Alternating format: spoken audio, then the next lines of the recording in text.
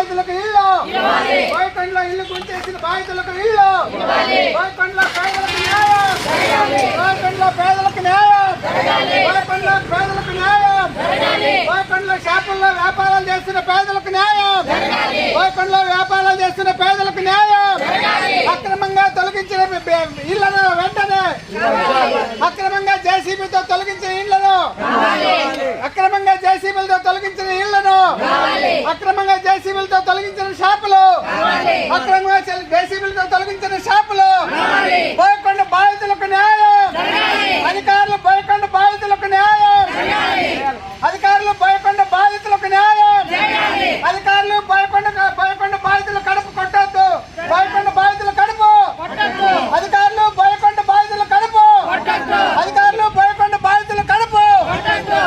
ఈ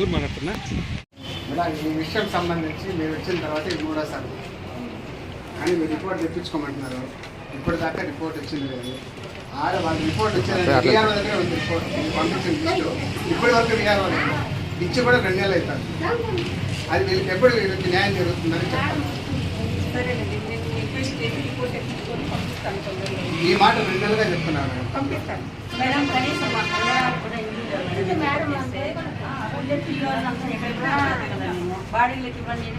మేము ఉండే స్థలాలు కబ్జాలు కమ్మిలేసి వాళ్ళు రూములు కట్టుకొని అమ్ముకోవాలని చూస్తున్నారు మేడం. మేము ఉండే జాగాలు ఖాళీగా ఉన్నాయి. మా జాగాలు మాకు ఇప్పించండి, మాకు న్యాయం జరగాలని చెప్తాను. మీరు అక్కడికి రండి మేడం. వాళ్ళ బాధలు మీరే వినండి. ఎందుకంటే అందరినీ ఇక్కడ తీసుకురావడం కుదరదు. మీరు వస్తే వాళ్ళకి అక్కడ ఉన్న పరిస్థితి అర్థమవుతుంది. ఇప్పుడు స్థలం ఖాళీగా ఉంది. ఆ రోజు షాపులు కట్టేటప్పుడు ఏం చెప్పారు, మీకందరికీ ఇక్కడ తొలగిస్తాము, మేము షాపులు కడతాము, ఆ షాపుల్లో మీకు స్థలం ఇస్తామని చెప్పారు. కానీ ఇక్కడ ఉన్న వాళ్ళకి కొట్టిన వాళ్ళకి ఒక్కరికంటే ఒక్కరికి ఇవ్వలేదు. మిగతా వాళ్ళకంటే కాంట్రాక్టర్లు ఇచ్చే డబ్బులు ఎవరైతే టెండర్లు వేస్తారో వాళ్ళకి ఇచ్చారు షాపులు. ఇప్పుడు వీళ్ళు కట్టుకోండి, వీళ్ళు షాపులు ఉన్న స్థలంలో దేవస్థానంలో షాపులు కట్టారు. ఆ షాపుల్లో మీకు ఇస్తామని చెప్పారు. ఇచ్చిన మాట ఏది కూడా నిలబెట్టుకోలేదు. ఇప్పుడు వేరే వాళ్ళు కాంట్రాక్ట్ ఇచ్చే టెండర్లు పాడేసి ఎవరో కడప వాళ్ళు ఎక్కడి నుంచో తమిళనాడు నుంచి వచ్చిన వాళ్ళు అక్కడ షాపులు పెట్టుకున్నారు. వీళ్ళేమో రోడ్డు మీద పడ్డారు. వేడుకున్నాం వీళ్ళకి న్యాయం చేయాలని చెప్పేసి మేము చెప్పాం. ఫస్ట్లో ఏమో మేము న్యాయం చేస్తాం, ఇంత దౌర్జన్యం జరిగిందా, ఇంత అగాధం జరిగిందా అని చెప్పేసి ఆశ్చర్యపోతున్నారు అధికారులు. రెండోసారి పోయేటప్పటికి వాళ్ళ పేటు ప్రేయిస్తూ ఉన్నారు. ఇక్కడ ఉన్నటువంటి ఆర్టీఓ గారు కూడాను చాలా గట్టిగా వీళ్ళకి వెంటనే ఒక వారం రోజుల లోపల ఎంక్వైరీ చేసి నాకు రిపోర్ట్ పెట్టమని చెప్పారు. ఈ మాట చెప్పి ఈ మేడం వచ్చి ఇప్పుడు 6 నెలలు అవుతా ఉంది. 6 నెలలు అయినా కూడా ఇప్పటికీ రిపోర్ట్ పంపించలేదు అని చెప్తున్నారు. అంటే అధికారుల దగ్గర, కింది స్థాయి అధికారుల దగ్గర రిపోర్ట్ తెప్పించుకునే బాధ్యత ఈ బాధితులదా? అధికారులు, పై అధికారులు వాళ్ళు చేయించుకోవాల్సిన పనిని వాళ్ళు చేసి ఇవ్వలేదు కాబట్టి, అక్కడి నుంచి రిపోర్ట్ ఏం రాలేదు కాబట్టి మేమేం చేయలేమని చెప్పేసి చెప్తా ఉన్నారు. మేము న్యాయంగా వాళ్ళకు మానవతా దృక్పథంతో ఆలోచన చేయండి మేడం అని చెప్పేసి మేము అడిగితే, మేము మానవతా దృక్పథం లేదనుకోండి, నేనేం సాయం చేయలేను అనుకోండి అని చెప్పేసి మాట్లాడుతున్నారు. ఇంతకన్నా దుర్మార్గమైనటువంటి పద్ధతి ఇంకోటి లేదు. వీళ్ళకి న్యాయం చేయని పక్షంలో ఖచ్చితంగా ఇప్పుడు ఏదైతే అక్కడ స్థలాలు ఉన్నాయో ఆ స్థలాలు కబ్జాలు చేస్తున్నారు. వీళ్ళు ఇండ్లు కట్టుకొని 30 సంవత్సరాలు కాపురాలు ఉండి అక్కడ నివాసాలు ఏర్పాటు చేసుకొని వీళ్ళు పుట్ట కోసుకుంటా ఉంటే అలాంటి వారి మీద దౌర్జన్యం చేస్తున్నారే అధికారులు.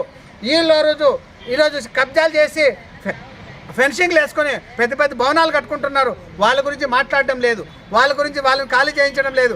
కాబట్టి పేదలకు ఒక న్యాయం, ఉన్న వాళ్ళకు ఒక న్యాయం చేస్తున్నారు ఇక్కడ ఉన్నటువంటి అధికారులు.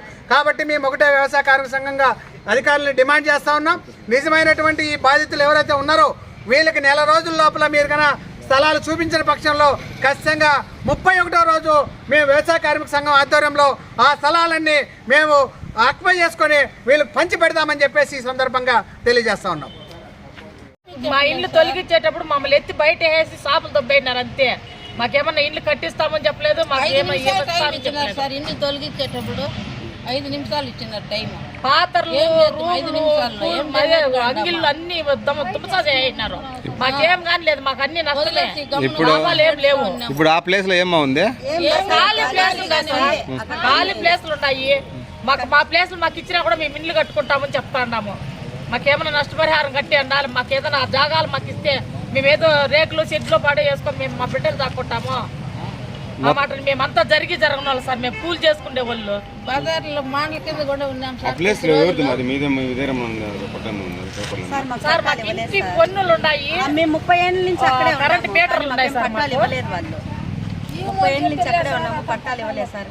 అంతా పిల్లలంతా చదువుకుంటున్నారు, ఉండేదానికి కూడా ఇల్లు లేదు, అసలు ఎక్కడ ఇల్లు లేదు. 27 ఏళ్ళు 28 ఏళ్ళ నుంచి కాపురాలు ఉన్నాం సార్. అతను సడన్ గా వచ్చి మీరు 2 రోజుల్లో ఖాళీ చేయాలని చెప్పేసి ఇంట్లో సామాన్లు కనీసం బయట కూడా పెట్టలేదు మేము.